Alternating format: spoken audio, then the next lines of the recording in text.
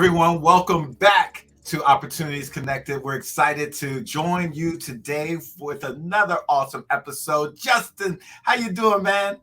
What's up, everybody? How's it going, Mr. Yemi? Doing extremely well. How are you? Yes, man. It's another bright day, another awesome opportunity to connect and build with each other. And we can't wait to introduce you to an awesome guest we have with us here today. Welcome to Opportunities Connected. I'm Yemi Griot.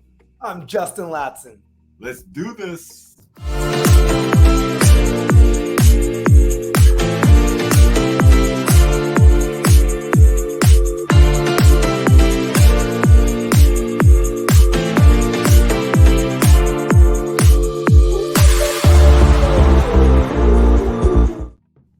Yes, welcome to Opportunities Connected. Thanks for joining us. Of course, make sure you subscribe, share, comment, reach out to us. We'd be excited to stay connected with you. Justin, tell us a little bit about today's episode. This is a really special episode. We got a special guest with us today. Justin, the floor is yours, my brother. 100%. So if you live in Woodbridge, Virginia, I guarantee you've seen this man running. You'll see a guy with dreads running in 0-degree weather. It will be like 6 inches of snow, and this man is still out running in Woodbridge, Virginia. He is a legend marathon runner in Woodbridge, Virginia. My brother, Jonathan, a.k.a. Fogel Ladson. That's what's up. Let's bring him to the stream. Hey, Jonathan, how you doing, brother? Hey, I'm doing wonderful, guys. It's real nice to be on this show with you guys today. Thanks for inviting me. Love it. Oh, we're excited to have you. And don't mind us putting you in the spotlight today. It's such an honor. And just, to add to some of the realness and transparency of the show, it's such an honor to have you here and meet you. It's just like everyone else is meeting you for the first time. I'm meeting you for the first time as well. And I've had a great opportunity working alongside your brother. And I'm excited to meet more of the family. So thanks. I really appreciate it. And it's really great to meet you as well. Yeah, man. So one of the things that we wanted to ask you, and I'm sure Justin is going to ask even more. It's like, what does it take? What is the mindset, the ambition, and determination required to excel in this world of running? In fact, tell us a little bit about yourself and in that, where you started and where you are now. So, it's really hard to believe, but when I tell people that I used to hate running, like I really did hate running. Like running 1 mile was like kind of like how people look at running a marathon. They're like, oh my God, it's so long. It's dreadful. I hate it. That's how I was. Like I hated it. Back when I did Taekwondo, I used to always be the last person because we used to have to run. And in order for us to eat breakfast, we had to wait for the last person to run. And so I was always that last person everyone dreaded that they had to wait for me. So when it came time to spar, they used to take their frustration out on me.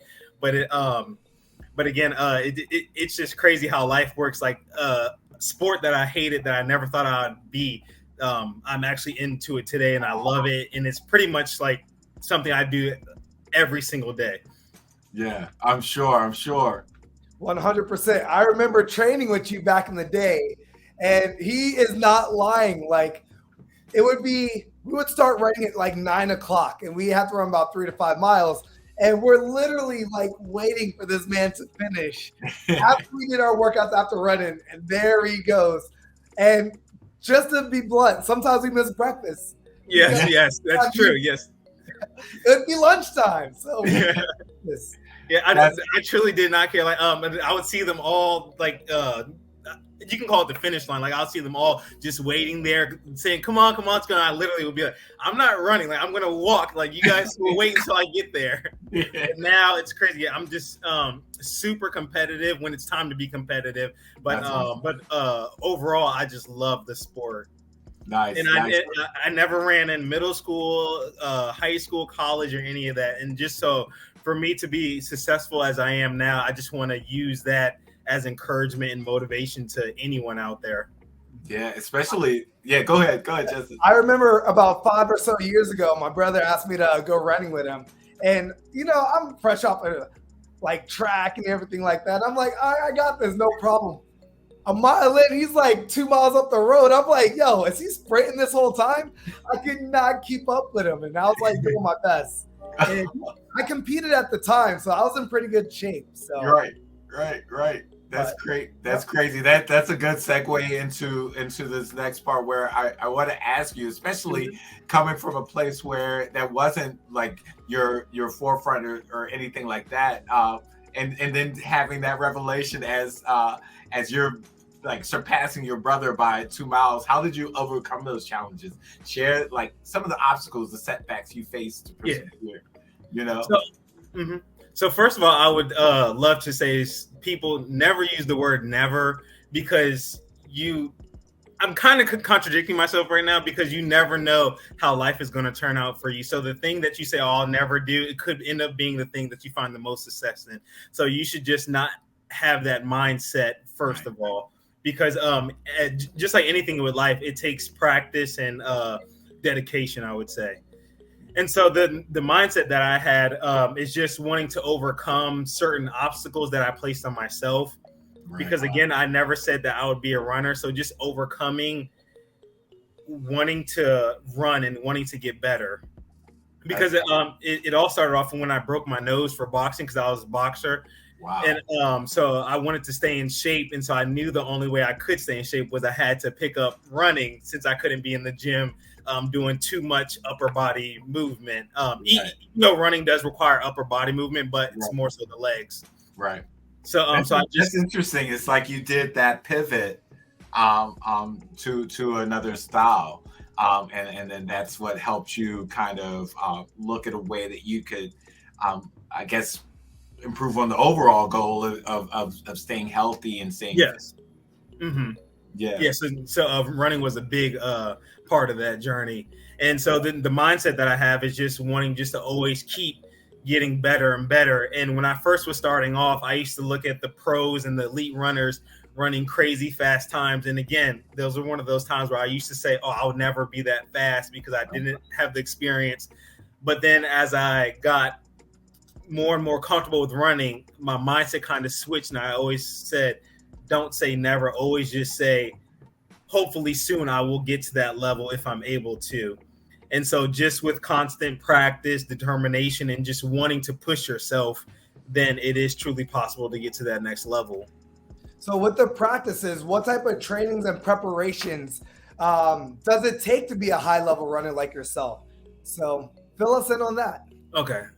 So for myself, I'm really more of an unconventional style, because I truly love that it should not feel like a job. And I really feel like that's where I found the majority of my successes. And what I say about that is that there's a lot of runners who have a strict plan. Their coaches give them a strict day-by-day plan. Oh, run this mile, hit this paces. But for me, I have 3 to 4 main workouts that I can do whenever throughout the week.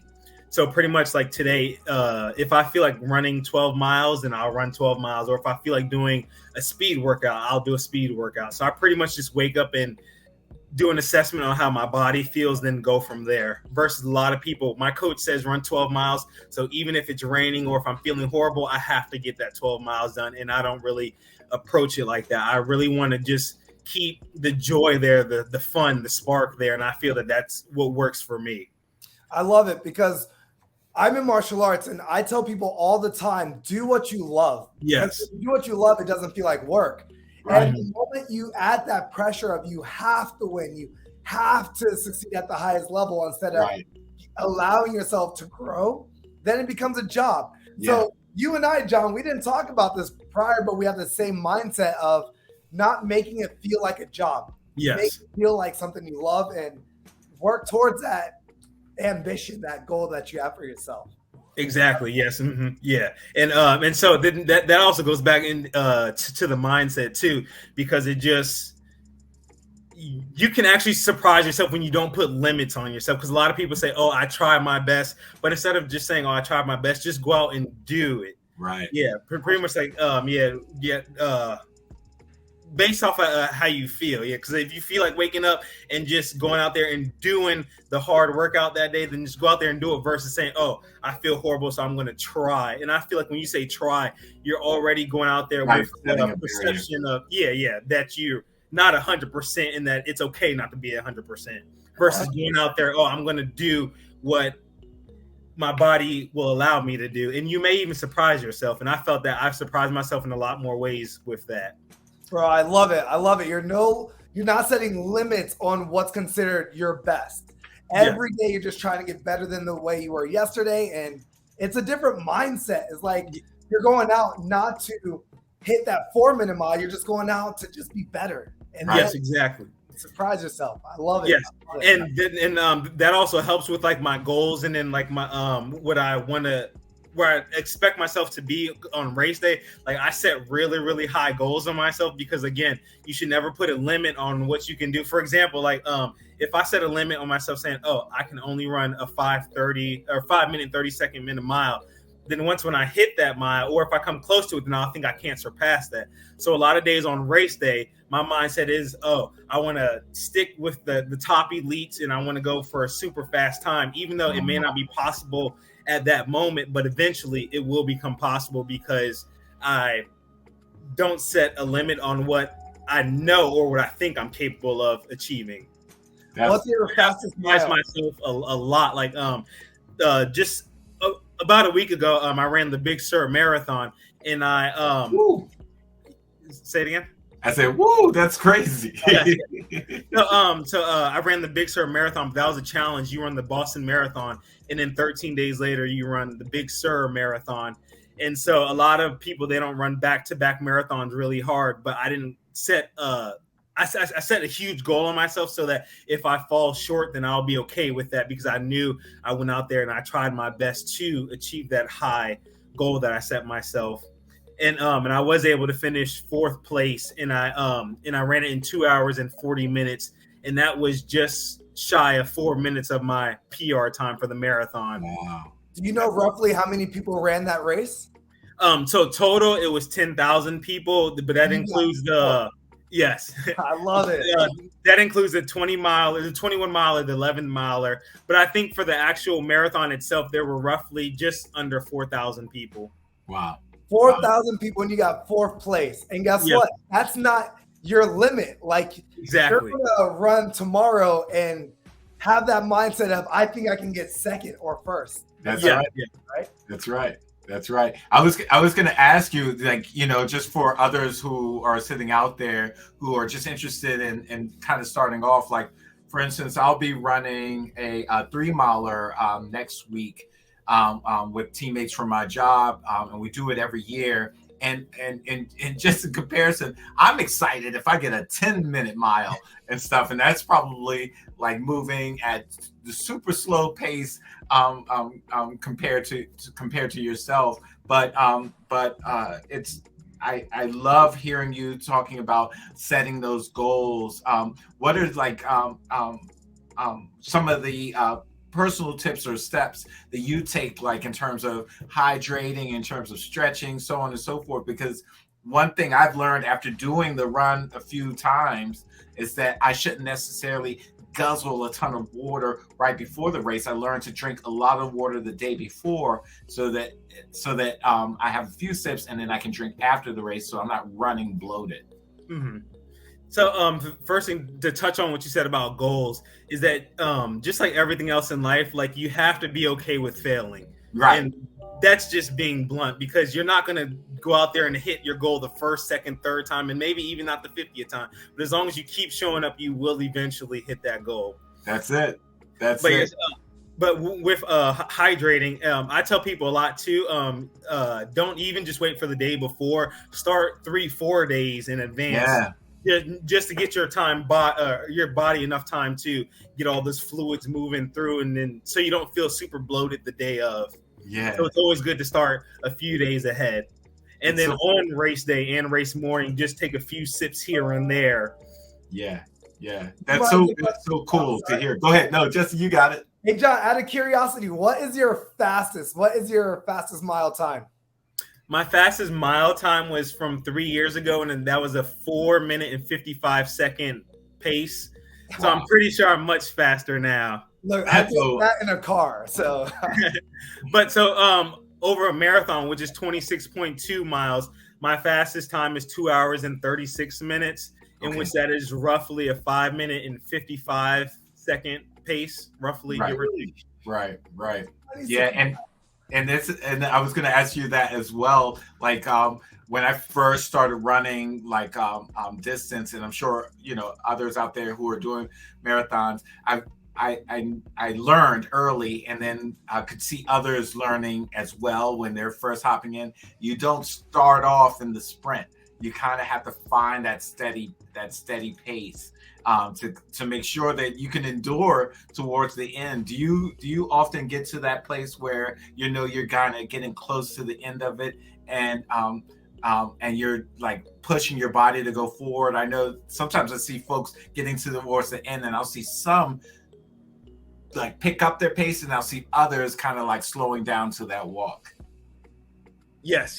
So to hit off what you said, first of all, there are a lot of people who just the adrenaline's going, and they think that if they get out first, that they'll finish first, and then halfway through that first mile, that they find that they're hitting that wall that runners hit, where your body just shuts down because you went out too fast and you're gassed out. Right. So yes, like you were saying, just no matter what others do around you, you will be tempted to go out there with them. Oh, I'm not going to catch them, but I promise you will. Usually those ones who take off at a blazing fast speed, usually you will catch up to them more before the halfway mark of the race. Right. And the ones that you see who usually have that energy towards the back end of the race as they're coming towards the finish line, those are the ones who pretty much ran at a comfortable pace early on. Like they didn't go all out. They preserve their energy towards the end, and then when they see that finish line, then that's when they just empty the tank. They leave it all out there on the course.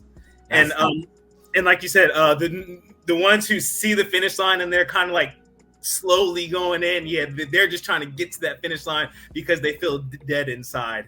You're right. Excellent. Right. If you don't mind, I can ask you. So I see my niece and nephew quite often, and I see that they're also successful in track and field in middle school. And June, your son, loves to run as well.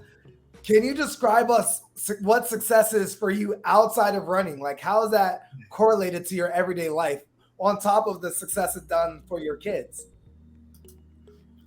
So I would say I just love being that person that can show people that anything is truly possible with running. Because again, like I said, I've always thought running would never be for me. And to go from always saying that to qualifying for some of the top races in the world and in the country, I can use that as living proof versus a lot of people, they go out and find all these motivational books on success and they try to read it. But then when you come to find out, a lot of that success was given down to them. But with running, I feel you truly have to put the work in.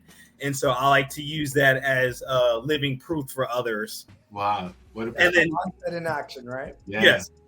And then for my kids, they're part of just what keeps me going because they can see what hard work truly does and where it can get you in life. And not just with running.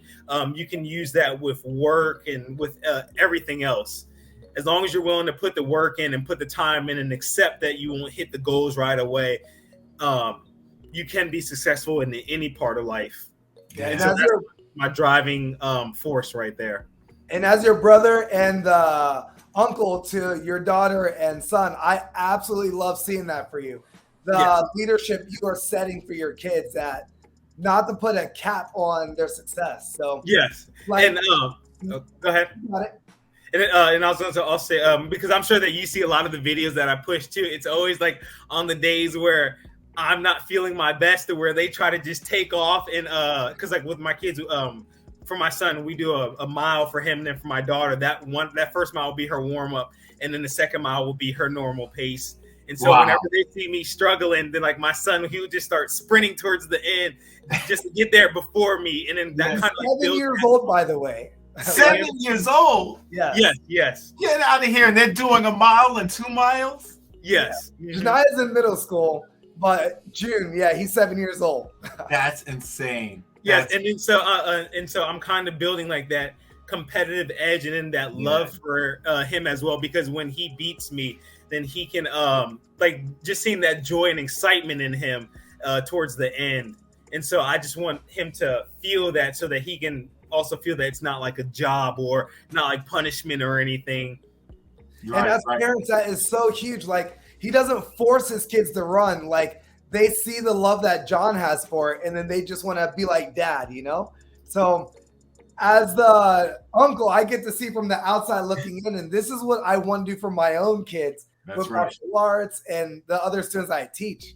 Set this example for parents. So John, I'm proud of you, man. You're doing it. I appreciate it. And at the same time, it's kind of giving them that feel for like that friendly competitiveness, because let's face it, like in life you have to have that competitive edge if you want to hit your goals and get to that next level wherever it is you are in life. That's right. But and I tell people all the time, like, being competitive, it's a good thing as long as you know how to be friendly about it and be respectful about it. Right. One thing that I say that ties in 100% with what you just said is my team, we have to compete against each other. Who is the better instructor? Like, we can't just sit back, oh, no, I don't want to be too, like, humble. No, if we're all competing to be the best instructor, we grow together as a team. That's right. Yeah, 100%. That's good. You can't be afraid of taking that step forward. And speaking of which, and talking about the impact running has had, you know, you actually will be taking a trip soon. Share more about this trip and what you're doing. Yes. So next month in June, I'll be taking a trip down to South Africa, Pietermaritzburg. There's a really popular ultra marathon called Comrades Marathon, and it is a 56-mile race. And so I've joined with Team World Vision. We're raising money for kids in poverty. And my goal is, since it's a 56-mile race, I want to get one child sponsor for each one of those miles. And sponsoring a child that includes with helping kids get basic essential needs that they need for life, things that we kind of take for granted here in the U.S. So things like water, sanitation. Right. And so sponsoring a child, it will help relieves some of that for them. Now I see up here next to your name, John, I see Fogel. Tell us a little bit more about Fogel. What is that? I know your last name is Ladson. I know. So where does Fogel come from? Yes, so Fogel is just a nickname that I've had for many, many years in the running community. A lot of people, if not everyone, knows me as Fogel. So that name just kind of stuck with me even throughout the childhood. Nice, very nice. Now, there's also ways people, if you're interested in giving, that they can give. And so I'm going to bring that up right here. Tell us more about what you're raising the money for. And I know you went into it a little bit here with the Comrades Marathon, but. So there's two pages. So the previous page, the actual GoFundMe or the actual World Vision page, right? That one is for people who want to go and sponsor a kid directly. You can pick any child you want in many of the countries that are available, right? Where you see sponsor a child, there's just a couple, and you can click view more, and you can sponsor as many as you want monthly, however you want to do it. And then for the people who don't feel comfortable with sponsoring a child monthly, then that's where the GoFundMe comes in hand. You can donate any amount that you feel comfortable with donating. And all the money from the GoFundMe will go towards sponsoring a child on the World Vision page as we get closer to the end of the fundraising. And that's right before we leave for South Africa. Nice. So after South African trip, will the first page still be up for people to donate a kid in your name? Oh, yes, it will. Yes, correct. Nice, very nice. And go ahead.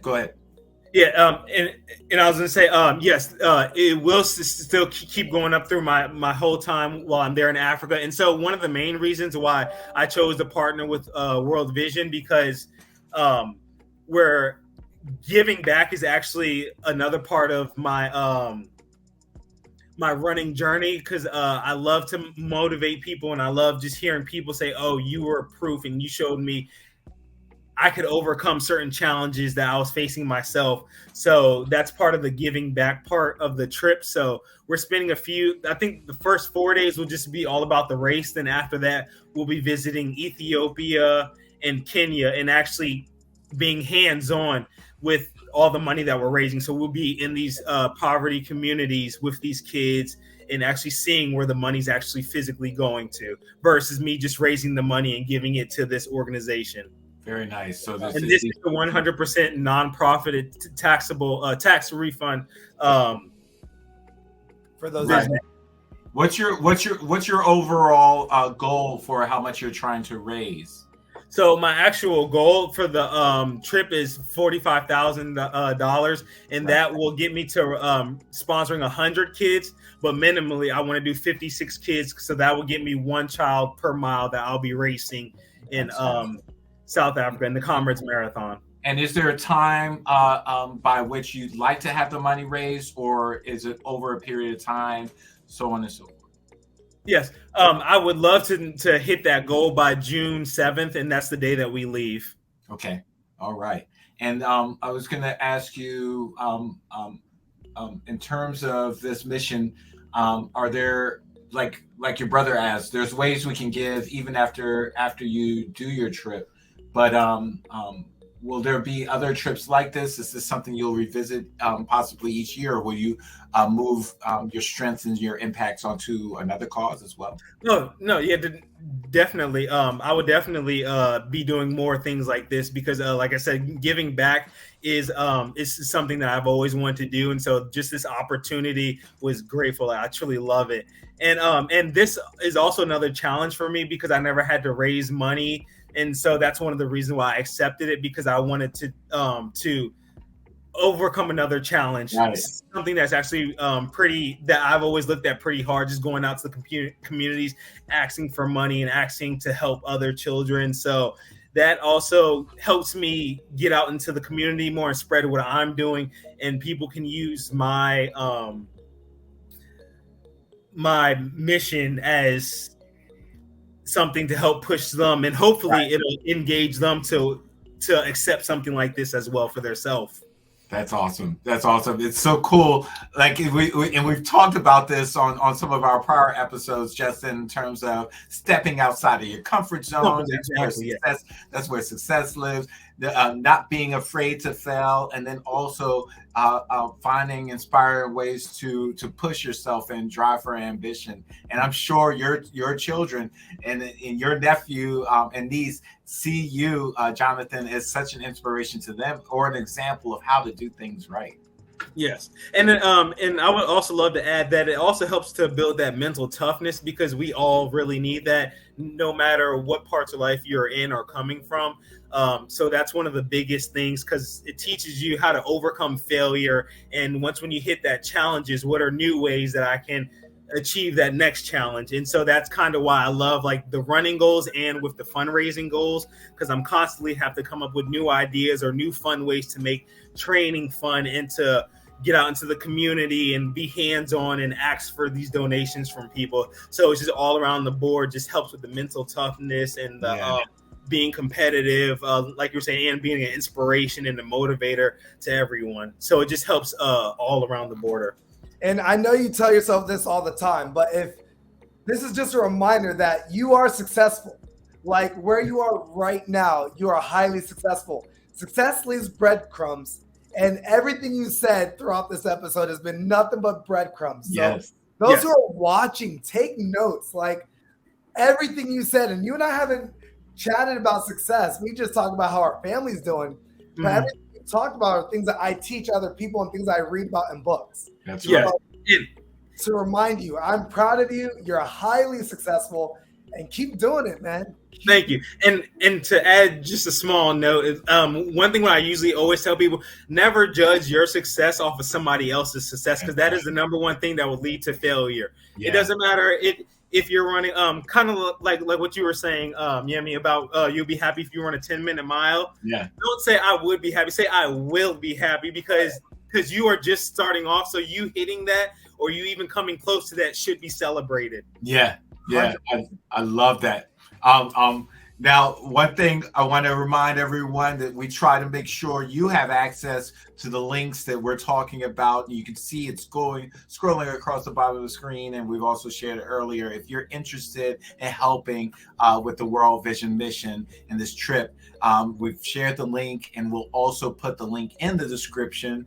Please be sure to hop in there to help support this cause, and we'd like to get it done. And remind us of the date again. So we actually leave June 7th. All right. So yes, June 7th. So if we're gonna make sure we pound it in, and I'll shoot out a few reminders here and there to folks. Yeah, let's support such a positive cause. If you find it in your hearts to do so, it would be great. And I'll also put it up here real quick, just a little bit larger for those of us who have like eyes like mine, glasses. But yeah, and then no donation. Put it up one more time. I'm going to read it out for those who are listening on one of the streaming services. So that's https ://GoFundMe or GoFund.me/D5D723AE. Once again, that's GoFund.me/D5D723AE. Donate. And to make it a little bit easier, I believe if you go to the GoFundMe and then you'll see the little search bar, if you type in mission trip to Africa or type in my name, Jonathan Ladson, it should come up right away there.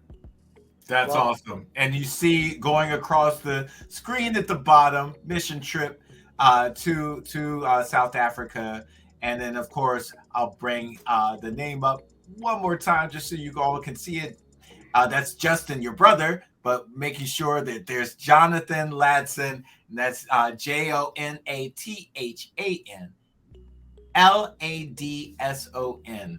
Yes, that's right. So if you type that into the search bar on GoFundMe page, the donation page should pop up right away. So hopefully that's a little easier for the ones that are listening and can't click on the link directly right now. Yeah, that's so awesome.